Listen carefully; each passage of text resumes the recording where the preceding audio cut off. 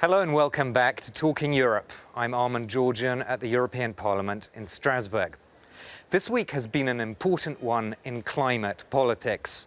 Young people have been spearheading events in more than 1,000 cities and towns around the world in order to highlight the climate emergency. They've been building on the Fridays for Future marches inspired by the Swedish environmental activist Greta Thunberg. Many others have joined a global climate strike that began on September the 20th. Meanwhile, world leaders have converged on New York City for a UN summit amid worries that the consensus reached at the Paris Agreement of 2015 has fractured.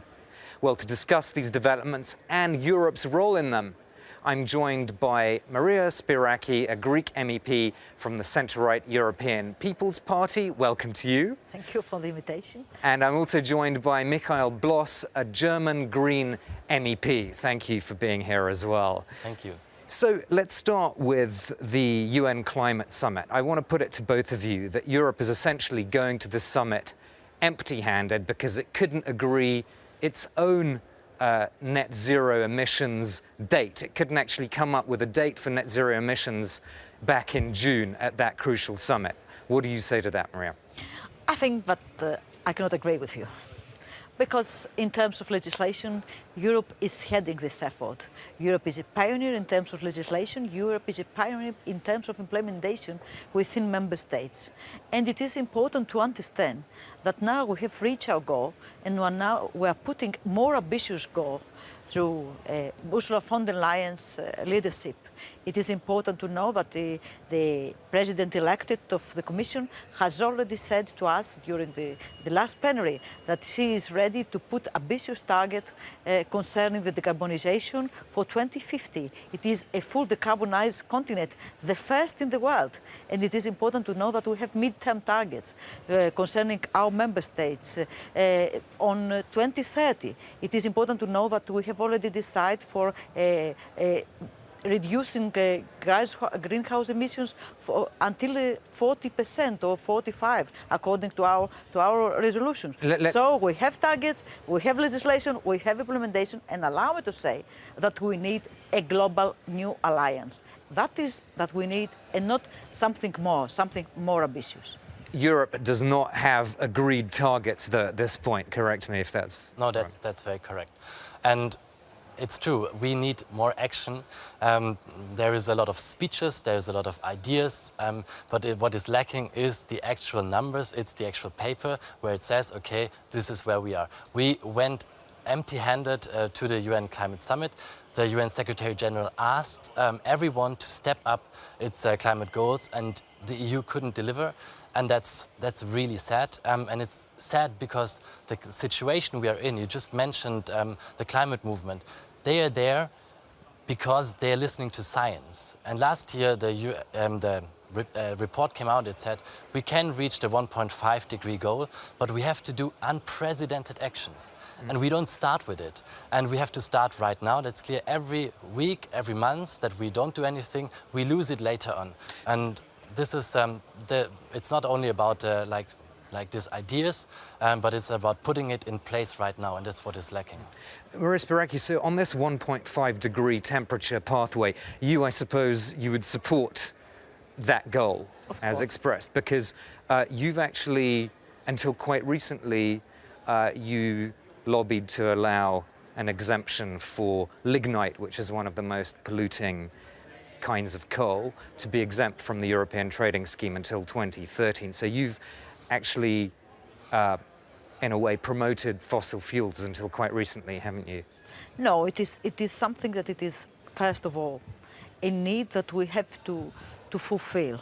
Allow me to say that we have two regions in my country that are fully dependent on coal. First is the Western Macedonia, and second is Peloponnesus. It is partly dependent on lignite. And we need a way and maybe a specific fund. That's why I am promoting, and I am one of the main supporters of Just Transition Fund.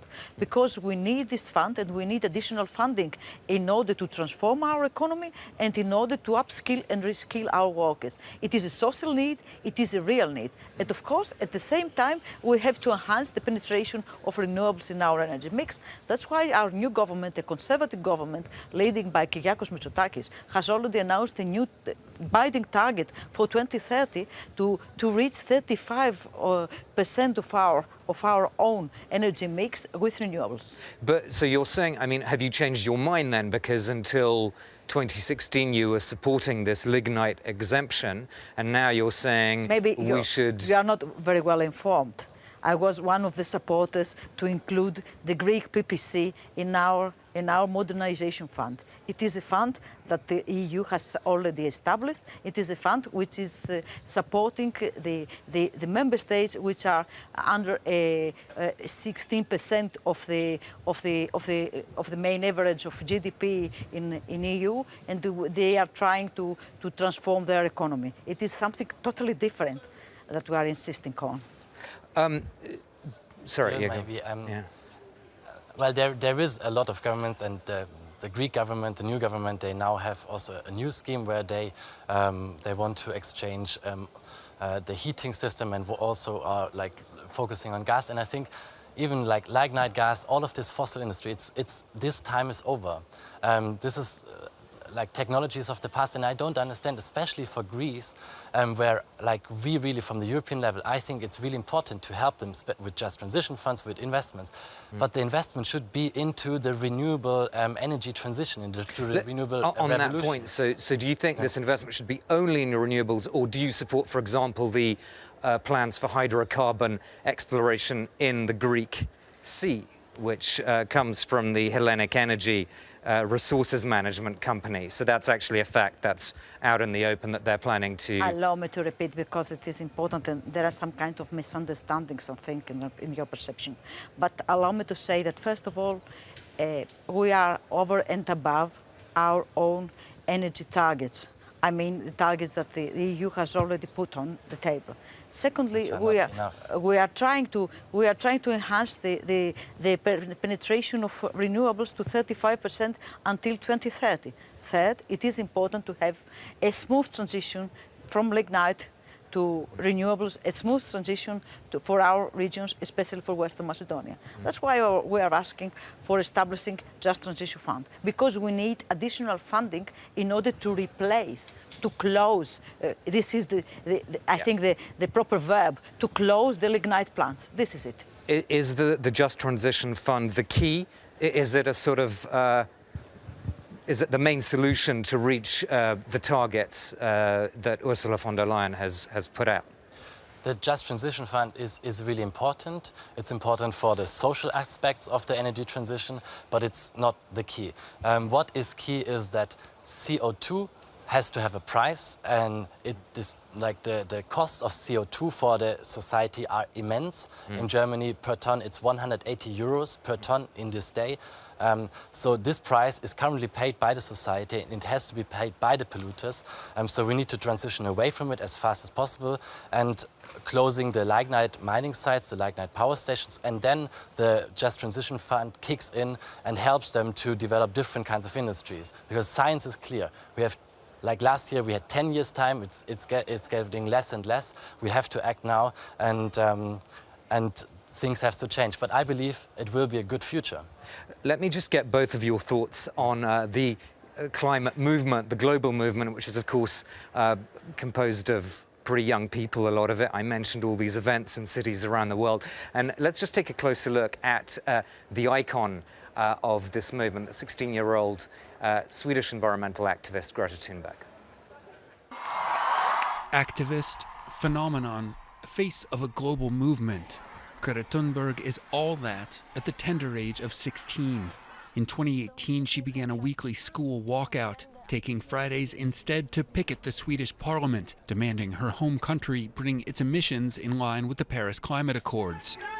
Thunberg's resolve resonated with a young generation facing a rapidly escalating climate crisis and seeking ways to force their elders to fully confront the issue. You say you love your children above all else, and yet you're stealing their future. We have not come here to beg world leaders to care. We have come here to let you know that change is coming, whether you like it or not. Thank you. Within months, her school strikes had been taken up by students around the world. Thunberg herself at the head of marches in European capitals, including Paris, Berlin, and London, where she addressed a rally by Extinction Rebellion as nearly 1,000 demonstrators were arrested for civil disobedience. The young Swede's growing fame not without backlash.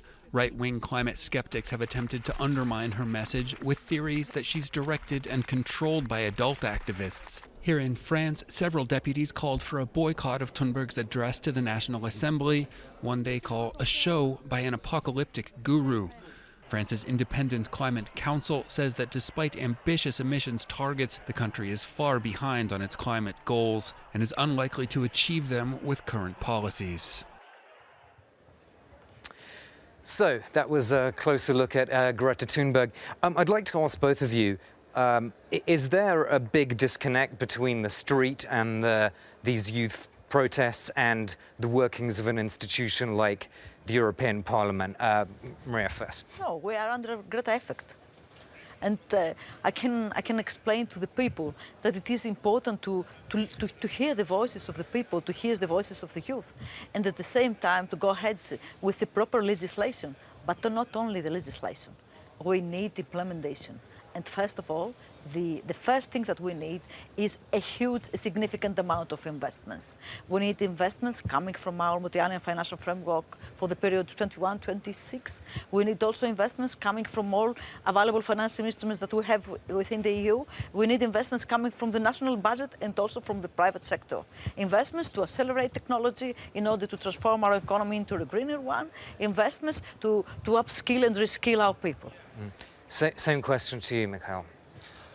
Disconnect or not between the street and the European Parliament? There is a disconnect, of course, because, I mean, it's not only the school children. Actually, what they do is they repeat the message of scientists. And the scientists say we have to phase out very, very fast from fossil fuels. They say if we continue like this for the next 10 years, we will go into a hothouse Earth with 4 to 6 degrees higher temperatures. That means that most of this planet is not a place where human beings can live. So that's the actual historical situation we are in.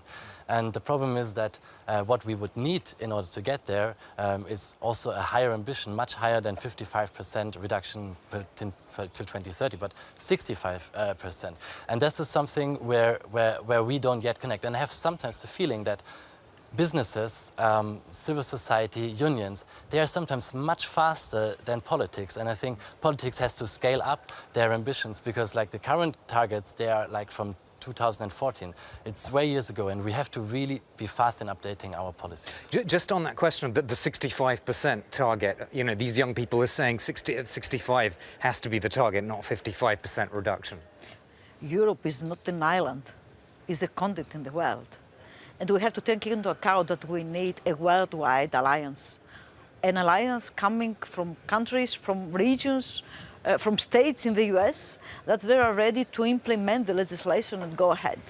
I always I don't really understand sometimes this kind of argumentation, because if we want to be the first to arrive in a decarbonized world, then we need to start now. It's not about an international effort. It's actually good for us if we are the first, if we start now. We don't have to wait for China to overtake us or the others. If we are the first ones to move there and also produce the technology that is needed for a decarbonized world, well, that brings Europe into a very good position. So I don't understand why conservatives always want to wait for others. No, let's be the first in a decarbonized world. I didn't say that we have to wait for others.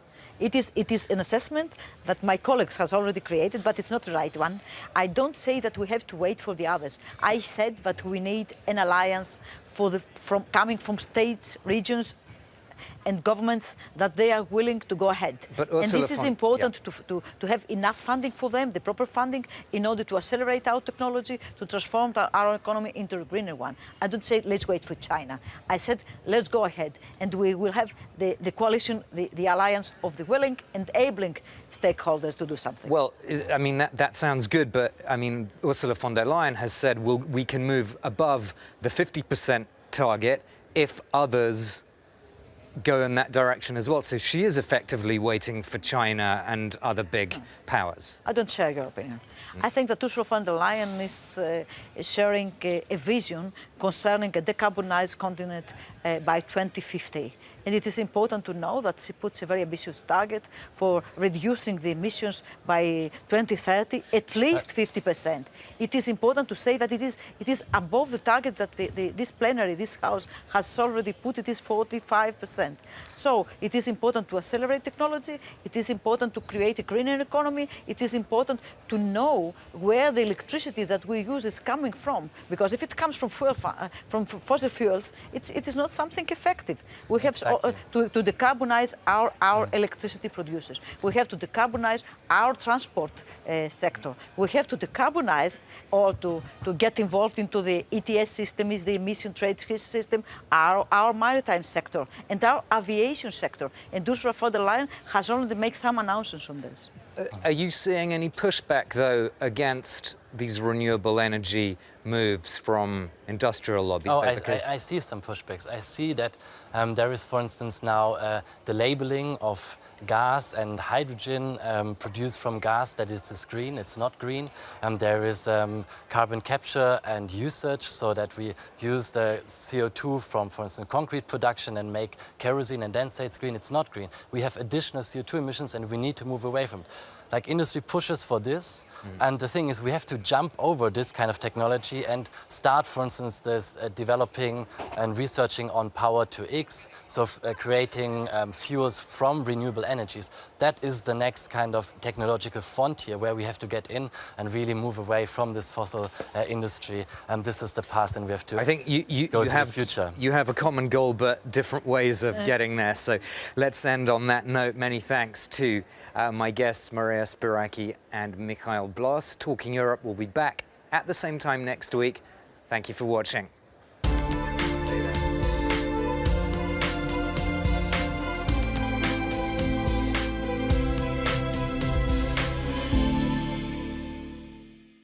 A colourful patterned material full of history, highly prized in Africa and the Western world, wax-printed fabric is worth its weight in gold. In the 1970s, women from Togo known as the Nana Bens made a fortune with the material. Today, their descendants have taken up the torch and must meet new challenges for the business to survive. Reporters takes you to meet the Nanettes, the princesses of wax prints.